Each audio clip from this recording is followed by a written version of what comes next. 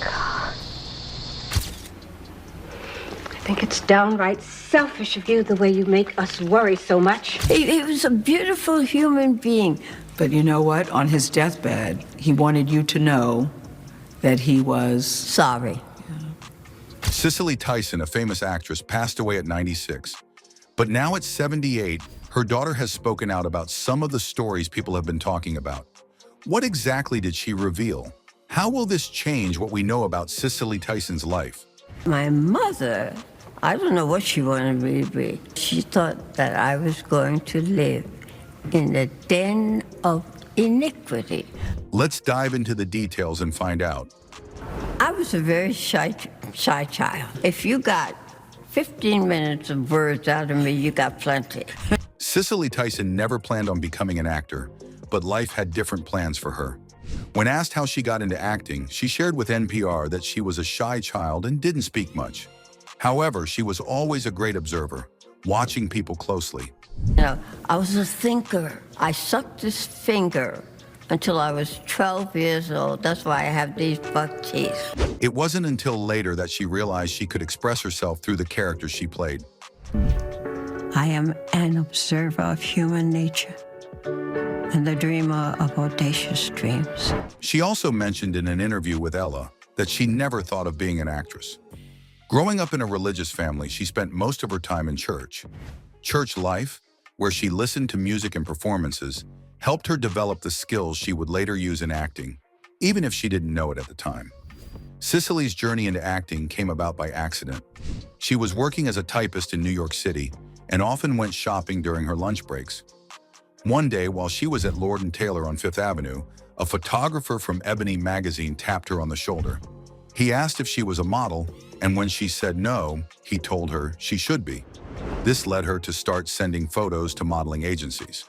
Soon enough, she was getting calls and beginning her career in modeling. She told me I couldn't live there and do that. Her mother didn't support Cicely's career at first. Cicely was born in Harlem to immigrant parents from the West Indies. When she was young, her parents divorced, and her mother became her main guardian. Cicely's modeling career took off while she still lived at home, but her mother didn't approve of her work in the film industry. When Cicely was asked to be in a film, her mother told her, "You can't do that." Eventually, her mother kicked her out of the house, and they didn't speak for over a year. My mother, I don't know what she wanted me to be. She thought that I was going to live in the den of iniquity. Despite this, Cicely's acting career continued to grow. In 1957, she was cast in her first film, Carib Gold, a B-movie with a mostly black cast. It wasn't until years later that her mother started to come around. When Cicely starred in the autobiography of Miss Jane Pittman, she called her mother to share the news. Her mother, who was still living in New York, told Cicely, "I am so proud of you." Cicely later said that her mother, even though she didn't support her career in the beginning, ended up being a major source of strength for her. She used her mother's initial rejection as motivation to prove her wrong. Suddenly I found something that I loved to do, and I had a child to support.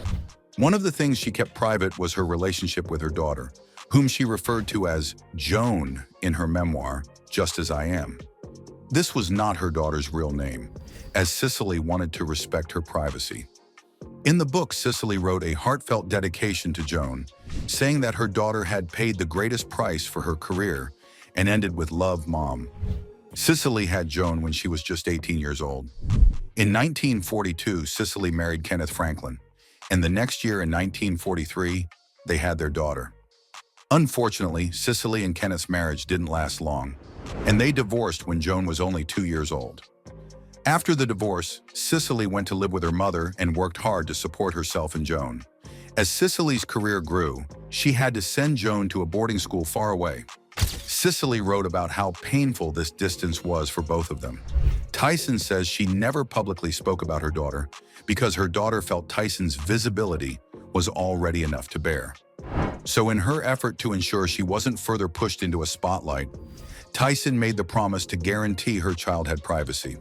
Joan felt, as a child, that she had to share me with the world. I give her now, in adulthood, what my heart has always longed to bestow, My undivided focus, along with the full measure of her privacy, wrote Tyson. Notably, Tyson dedicated the book to her daughter, as noted by People, calling her the one who has paid the greatest price for this gift to all. In her memoir, Tyson also promised to continue to work on our relationship as fragile as it is precious, as noted by Hollywood Life. While Cicely's relationship with her daughter was a big part of her life, she also had an important relationship with jazz musician Miles Davis. He was unfaithful, he was abusive. You said Miles needed to be saved from himself, and you needed someone to save. That lasted for many years. They met in New York City in 1966. Miles Davis, the famous jazz musician, was instantly drawn to Cicely's beauty. He said that she had a unique kind of beauty that was different from what was often shown on TV, especially for Black women. He also noticed a strong, burning fire inside her, something that made her stand out. In 1967, Davis used Cicely's face for the cover of his album Sorcerer, which was a big deal in the music world. Even though they had this strong connection, their relationship wasn't simple. By 1968, Miles Davis married another woman, Betty Mabry, but that marriage didn't last, and they divorced in 1969. After the divorce, Miles went through a tough time. He struggled with a deep cocaine addiction, which made it hard for him to keep his career going. In the late 70s, Cicely Tyson came back into his life. By then, she was at the peak of her own career. Cicely helped Miles with his drug problem, and their bond grew even stronger. In 1981, they married on Thanksgiving Day at Bill Cosby's house. Shortly after their marriage, Miles began making music again, and he even released albums with songs that were inspired by Cicely. One of the songs was called Star on Cicely, but their relationship wasn't perfect. Miles admitted in his autobiography that they fought a lot, and he even had an affair shortly after they got married. Their problems continued over the years, and by 1989, they decided to divorce. Despite their challenges, they still had a special connection. Well, listen, people who hurt, it's always the person that is closest to them that they hurt. And I was in love with him. In 1991, Miles Davis became very sick from years of drug and alcohol abuse. He was in the hospital with organ failure. Cicely didn't get a chance to see him before he passed away, but a friend of hers went to visit Miles and told her something important. Miles wanted her to know that he was sorry for everything that happened. He asked his friend to tell Cicely I'm sorry. Tell her I'm very, very sorry.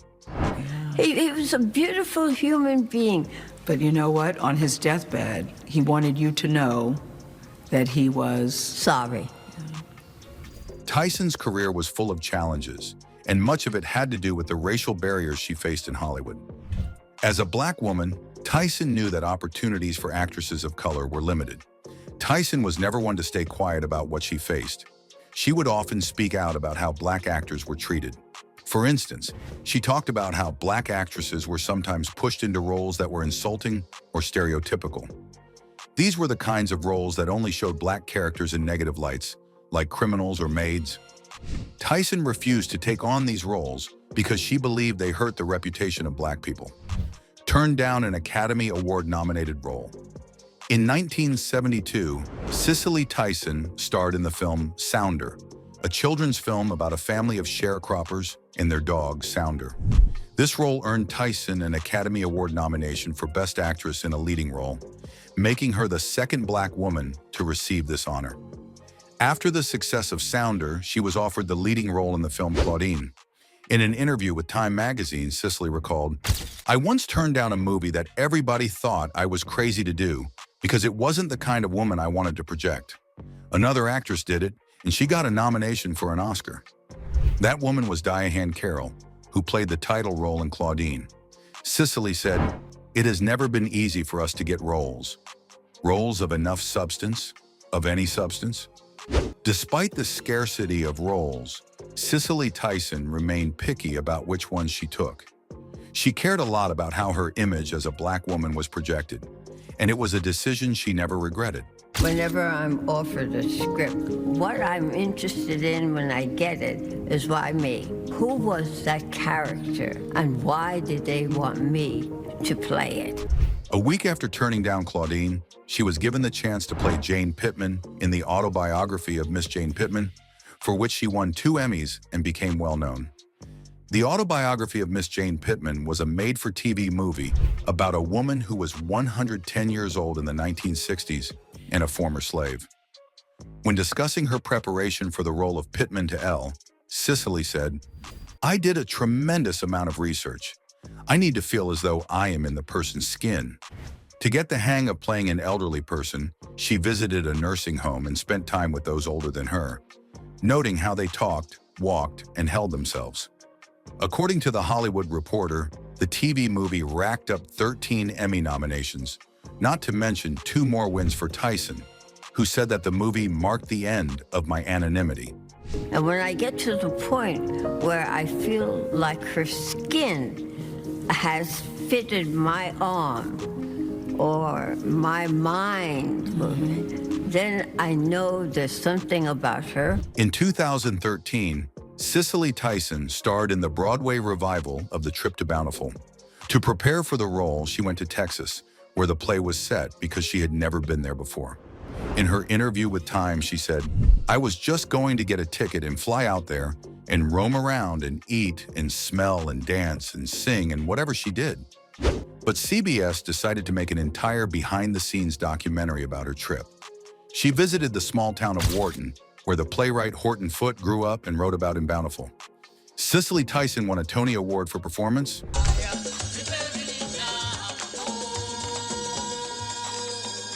After that groundbreaking role, she kept on shining on the small screen.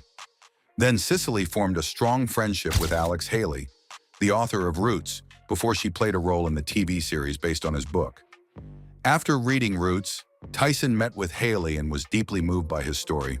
She said, "We spent a lot of time together. If someone has something to say that can make my life better, I want to be around them." This connection led to her being cast as Binta, the mother of Kunta Kinte, a central character in Roots. The show aired in 1977, and Tyson received an Emmy nomination for her performance. Before she got the role, Tyson was already preparing. She visited Africa, going to the former kingdom of Dahomey, which is now Benin, west of Nigeria. There, she learned about the land and its people, trying to understand the culture of her ancestors. Tyson spent time with local women and absorbed as much as she could. Even though she didn't know she would be playing Binta yet, she wanted to feel close to her roots. Around the time she got the role, Tyson's mother passed away. This loss affected her deeply. In an interview with Oprah, Tyson shared that the grief from her mother's death helped her give life to her character. She explained that difficult experiences had taught her the most and made her stronger. Tyson used these feelings to make her role in Roots more powerful and real. And I made up my mind that I could not afford the luxury of just being an actress, and that I would use my career as my platform. Namely, you want Black people to be seen as human beings. That's right. Cicely Tyson was more than just an actress. She was a strong voice in the civil rights movement and a woman who stood up for what she believed in. Tyson was deeply involved in civil rights causes. During a time when many in Hollywood stayed away from politics, she openly supported civil rights. This boldness was not always welcome, especially among conservative audiences. Some people felt uncomfortable with her views, and there were those who thought she should stay silent. But Tyson didn't let that stop her. She felt it was important to stand up for her community and fight for fair representation. Her dedication to her values was likely influenced by her family, especially her cousin, Louis Farrakhan. Farrakhan became known as the leader of the Nation of Islam, a movement that combined Black pride with religious teachings. While Farrakhan's views were often controversial, he was also focused on helping and uplifting Black people. Tyson and Farrakhan did not have the same approach to activism, but both shared a drive for change. Tyson's connection to Farrakhan reflected her family's strength and commitment to fighting for their beliefs, even when it wasn't popular. Tyson's career choices were a clear reflection of her activism. She refused roles that she believed were harmful or negative to the image of Black people. But Tyson was determined. She wanted to show a positive, strong image of Black women on screen, and she wouldn't settle for less. This is the culmination of all those years of have and have not. Before Cicely Tyson became famous, she was busy building a career on stage. Her first performance was at the Little Theater in Harlem in a play called Dark of the Moon. Just a couple of years later, she became an understudy for the famous Eartha Kitt in the Broadway play Jolly's Progress. One of her biggest early successes on stage came when she joined The Blacks, a play by French writer Jean Genet. The play ran for a remarkable 1,408 performances at the St. Mark's Theater. The cast was full of actors who would later become stars, like James Earl Jones, Roscoe Lee Brown, Lou Gossett Jr., and even Maya Angelou. In 1963, Cicely Tyson got her big break on television with a show called East Side, West Side. This slowed down her theater work for a while, but she continued to take on stage roles here and there. For example, she appeared in Carry Me Back to Morningside Heights in 1968 and The Corn is Green. But Tyson didn't fully return to Broadway until nearly 30 years later, when she starred in The Trip to Bountiful. Her performance was so powerful that she won a Tony Award at the age of 88. When she accepted her award, Tyson said she had a strong desire to do one more great role. In the end, she performed in 2 more plays, with her last one being The Gin Game, where she acted alongside James Earl Jones.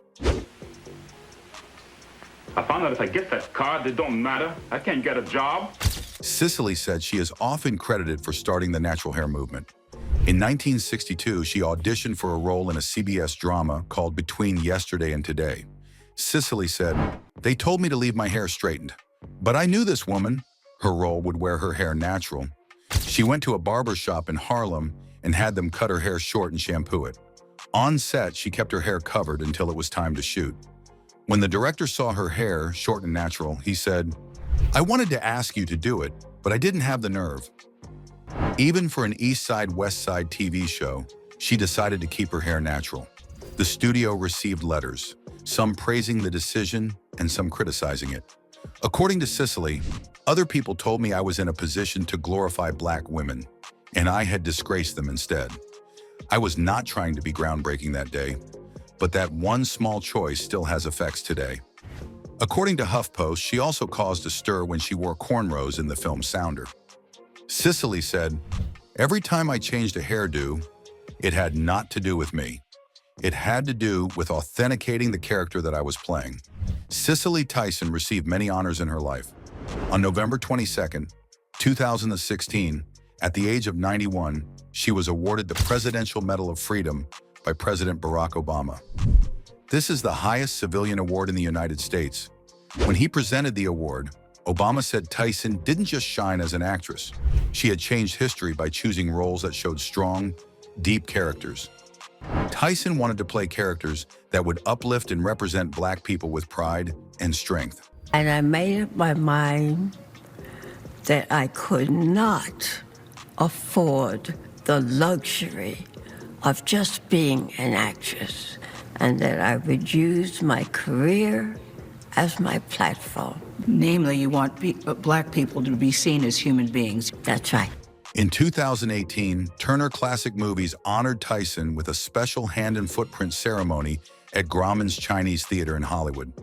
This event made her a lasting part of film history.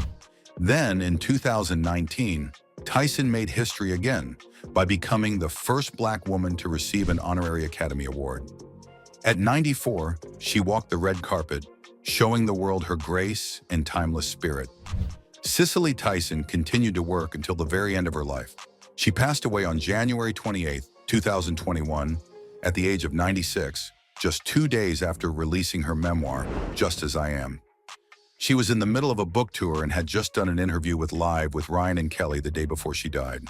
In 2019, when Time magazine asked why she hadn't retired, she simply replied that she believed her purpose on Earth wasn't finished yet. She said, "When I've completed my job, he'll take me away." Tyson had recently acted on television in a recurring role on How to Get Away with Murder. Her funeral took place on February 16th at the Abyssinian Baptist Church in Harlem, New York, where many famous figures attended to honor her. Among the guests were filmmaker Tyler Perry, musician Lenny Kravitz, who was also her godson, and former President Bill Clinton and his wife, Hillary Clinton. Cicely Tyson was laid to rest at Woodlawn Cemetery in the Bronx, near her former husband, jazz musician Miles Davis. After her passing, many well-known people paid tribute to Cicely Tyson. Former President Barack Obama, who had awarded Tyson the Presidential Medal of Freedom in 2016, released a statement honoring her. He praised her as a trailblazer who broke down barriers and created new dreams for others. Vice President Kamala Harris also honored Tyson, calling her a true inspiration through her acting, activism, and kindness. Bernice King, daughter of Martin Luther King Jr., shared a touching message calling Tyson an elder, now an ancestor. Many others in the entertainment world shared their memories and respect, especially Black women whom she had inspired. Viola Davis wrote that Tyson was her muse, calling her elegance personified and courage. Actress Kerry Washington said Tyson was like a foretaste of glory, and Zendaya called her one of the greatest to ever do it. Cicely Tyson left behind a powerful legacy, showing the world the strength, beauty, and dignity of Black women on stage and screen. The woman was unstoppable. Cicely Tyson didn't just act, she became an icon of our time. She stayed true to her beliefs, even when it meant facing backlash or getting canceled by the industry. Beyond acting, Cicely Tyson earned many other awards and honors for her lifetime achievements. In 2005, Oprah Winfrey honored Tyson at her Legends Ball, recognizing her as a true legend in the Black community and the entertainment world. Tyson was also honored by groups like the NAACP, which awarded her the Spingarn Medal in 2010, and she received the Presidential Medal of Freedom from President Obama in 2016. She was also honored by the Kennedy Center and became part of the Television Academy Hall of Fame in 2020. Tyson's impact went beyond her work in film and television. Several schools and institutions honored her legacy. The Cicely Tyson School of Performing and Fine Arts in New Jersey was named after her. And Tyson also received honorary degrees from respected schools like Columbia University, Howard University, and Morehouse College. Cicely Tyson's life and career inspired generations of actors, artists, and people from all walks of life. Her achievements will be remembered for years to come, not just for her talent, but also for the kindness and strength she showed. Tyson's legacy continues to inspire, proving that she was not only a talented actress, but also a beacon of hope, resilience, and pride for the African American community and beyond.